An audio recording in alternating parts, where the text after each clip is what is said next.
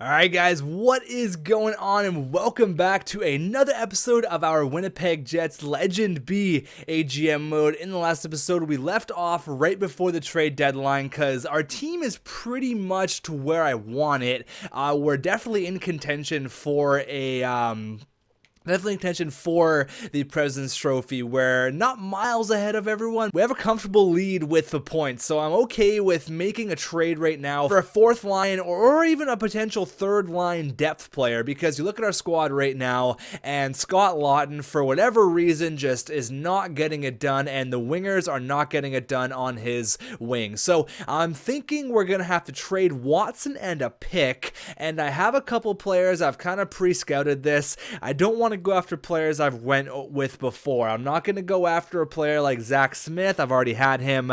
I do not want to go after a player like Cody Eakin, even though it pains me not to, because we've used Cody Eakin in like 3 or 4 GM modes, and he is beyond unreal. But I think what we're going to do here is we're going to make this trade at the trade deadline. I'm going to wait a couple of days here. We have a couple more games until the trade deadline, so I'll tell you who I think we should go after. But aside from the third or the fourth line center spot, I think that our team is basically ready for the playoffs, kind of ready to take on absolutely whoever at any time. I'm very confident in this team. So let's get the first game over with here. First period, 2-0, J Money and Skapski. There you go. Period number 2, 6-0. Oh my god, J Money again, Korea, Hurdle, and Andrew Shaw.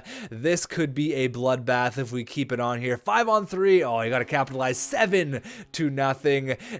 Austin Watson scores what could possibly be his last goal in a Winnipeg Jets uniform.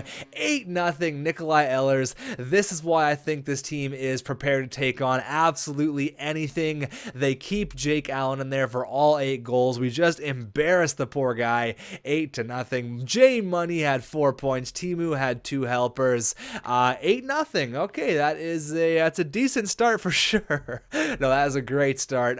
Very, very happy with that. Obviously 8-0. That's another shutout for Eric Comrie. I think it's basically solidified. Oh wait, Devin Dubnyk on waivers. No, I'm not interested in that actually. I mean, if this was like, oh wow, what the hell? Cam Ward was acquired by Vancouver. Why would they do that?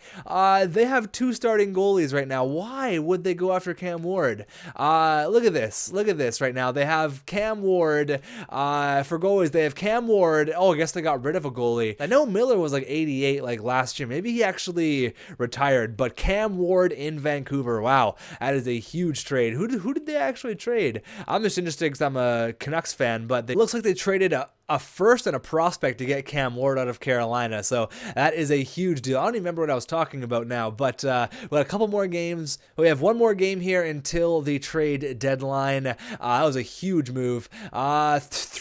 3-2 win there. I'll definitely take that. I'm not going to put Austin Watson on the block. I'm not going to put anyone on the block because I know the player I want to go after, and I'm aware of what it will take to get him. I think it won't be hard. It won't be the craziest trade, but it'll be a trade that is definitely going to help us out right now. We're going to go to Ottawa, and we're going to go ahead and pick up Marcus Kruger. He's 83 overall. He's 28 years old. Got really good face-offs, pretty good defensive awareness. He's got good shooting category. He's got 29 points this year. I think he'll be the addition that kind of puts us over the edge. That'll give us a lot of depth down the middle, and a contract that's not crazy either. 2.8 for the next 2 years. I am definitely okay with that. So what we're gonna have to give up here is we're probably gonna have to give up Austin Watson and maybe a third and like a fourth from way down here. I'll be okay with giving up that. Austin Watson, his time has ran out. He was a waiver pickup all the way back in like year 1. So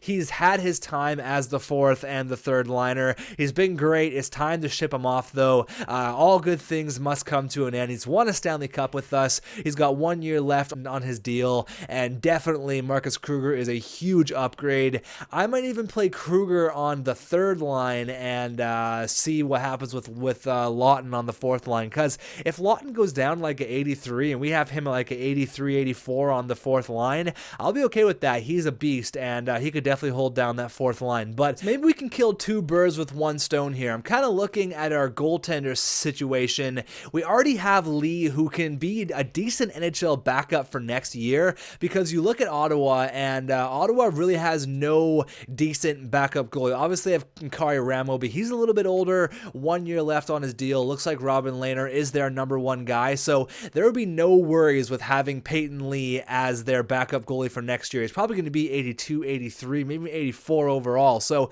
if we could eliminate our minor goaltending controversy here, because I want Keller to get some ice for sure, and I want McCollum to get ice as well. So Peter Lee is going to be the odd man out, and I can't see, obviously, we're going to have Reimer there for next year. We're going to have Comrie and Reimer for the foreseeable future. So unfortunately, Peyton Lee is the odd man out. We just kind of got to make a trade that makes sense for us here. We have to get a goalie back, which kind of sucks, but I can just chuck him on waivers. It's not really the biggest deal. We can get Kruger, and I want to get rookie goalie back, or just this Hoberg guy, whatever. We'll just put him on minor. We'll just throw him on waivers or chuck him in the AHL, maybe use him as some sort of trading bait. But I know that won't go through as it is. The trade value doesn't really add up. We can also throw in Keaton Ellerby. He's just eating up cap on our team. We'd have to get their worst player back, which would be probably crap for trade value. Greiba, I guess, because how does the trade value match up here? So Peyton Lee probably has Kruger covered, yeah, and some. Then Watson has this guy. That should probably go through. I want to make sure it will go through, though, so I'm going to add a third and a fourth, just because I want to make sure his trade will 100% go through.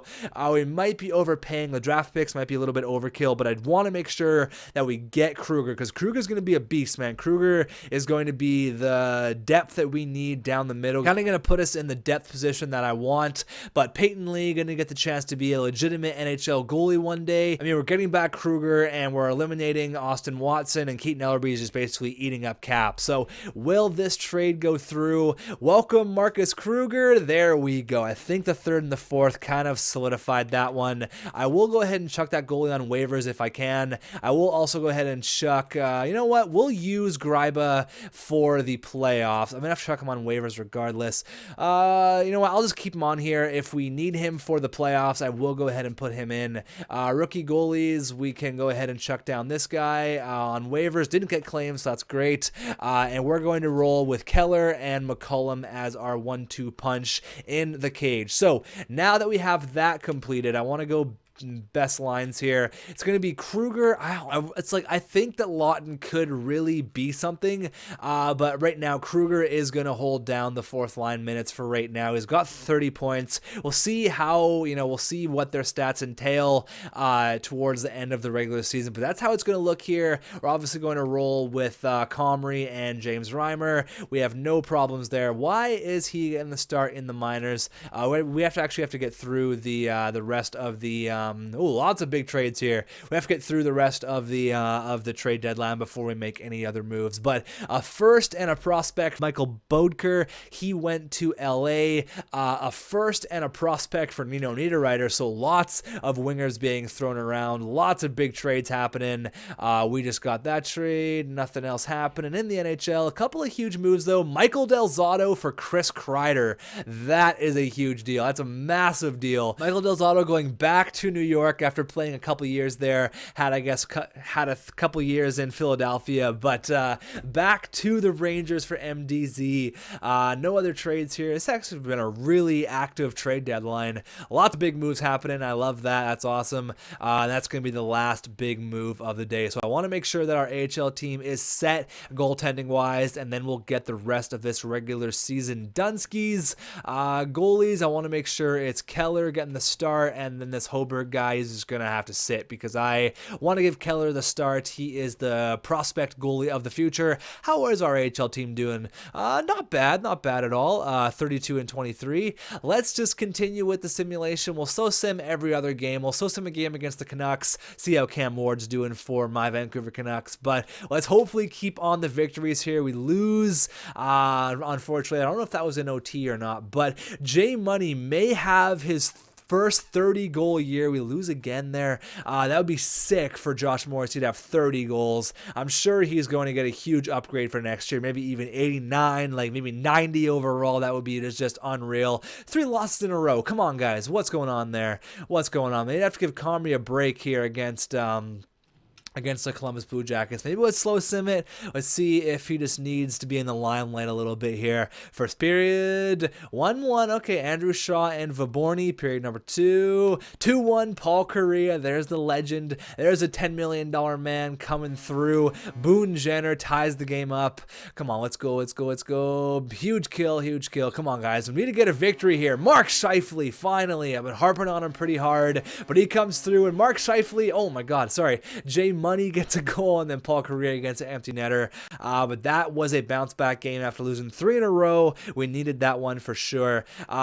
Jay Money needs one more goal for 30 for his first 30 goal season. Will it happen in the Big Apple? We got the limelight here in New York. Let's go. First period, 3-1. There it is. 30 goals for Jay Money. That is 5 goals in 3 games for the kid. D'Angelo gets one, and Mark Stahl on his old team. That just goes to show how unreal our defense is. 3 goals in the first period, all from 3 different defensemen. Jay Money, 30 goals, tick that one off. Period number 2, 3-2, Derek Stepan. We got Reimer in the cage here. That's all right. I trust Reimer with all things. Reimer has all the trust in the world. 5-on-3, huge PK there, guys. Huge penalty kill. Let's go. Come on, hold it down. We got 7 minutes left. Oh, Halischuk, the ex-Winnipeg Jet. Come on. Going into OT here. Come on. Who's going to be the hero? Jay Money, 31 goals. Let's go. Let's go. Scott Lawton, there you go, gets the big OT winner on the 3rd line, proving that he can still be a 3rd line player. There it is, though, Jay Money, 30 goals. What a beast. What a tank. Let's get some more simulation done here. Let's go months. We got a couple months left here. And then we can go on to the playoffs, do a little bit of a season wrap up. I mean, I'm expecting probably Paul Kariya to have like a 90-point year if he keeps the point production up. He's been averaging like 2 or 3 points per game. Speaking of points, Tyler Seguin, 57 goals. Let's shut him down here, guys. 4-1. There you go. That's what I'm talking about. Kariya with another 2 helpers on the board, 62 on the year, almost plus 50. Oh my God, that first line is just killing it. 46 and 20, 70. 7-3 win there. Wow. Jay Money, 32 goals. When we want to, we can just pour it on and absolutely fill the net with pucks. 7-3 there. That was a loss, 5-2, unfortunately. Up against Ottawa, see if Kruger is going to light up his old team. 3-2 loss. That was an OT, though, so I'll take the points. Up against Cam Ward and the Vancouver Canucks and Pavel Bure. Got some victories here, boys. There you go. 6-2. Korea, 65 helpers, plus 52 on the year. Oh my goodness. Up against Paul Kariya's old team and the Ducks, 2-1 win. There you go. I like it, guys. I like the victories. Can we hit 50 here against the Oilers? 50 goal. There we go. 50 victories. That is. And Jay Money still holding it down. 33 goals. Gets one there against Vancouver. So we got 5 games left in the regular season. Let's slow sim the game against LA. And then we will hop into the playoffs, do a quick little wrap up, see who is going to be facing who in the playoffs. Look at the playoff tree. Seguin's got 61 goals already. Oh my God, that is ridiculous. We lose 2-1 there, but 61 goals. I rarely see people score that many in GM mode. That is crazy. Jay Money has 36. He must have had like a hat trick in that last game. Let's go forwards in the OHL.